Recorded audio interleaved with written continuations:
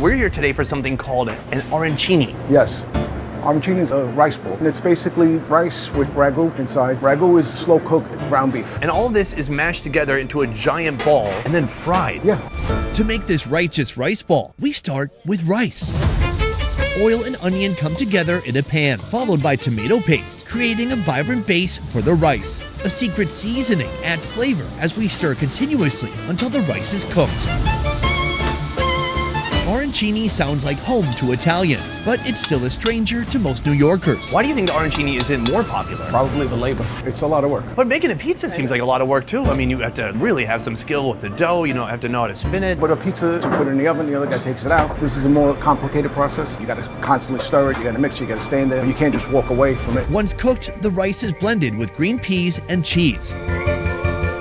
Arancini was born 11 centuries ago in southern Italy, where it began as a clever way to reuse leftover risotto. It was brought over by the Arabs, and they brought over rice into Sicily. And from there it assimilated into the fabric of the people, because it's a poor man's food, and the South is a very poor region back then. The rice is shaped into a ball and stuffed with beef ragu.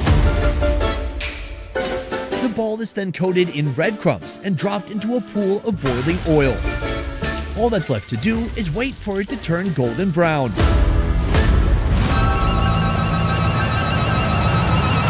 Danielle, put her there. Today I'm with Danielle, founder of Arthur Avenue Food Tours. You are a professional Italian.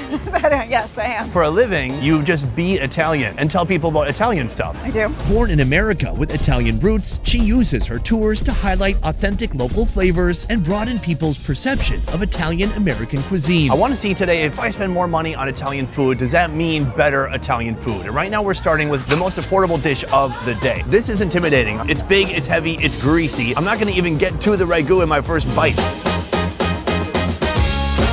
What do you think? It's nicer than I expected.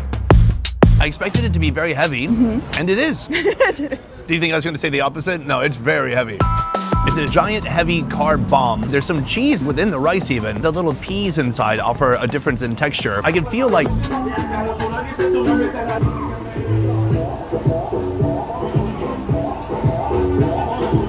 Love, love, love Italian culture. Look, we're in Little Italy. I'm assuming everything that happens, it's Italian people. Going back to the arancini, I think what you really want to get to is that center there with that beef and the cheese. That is probably the most satisfying part.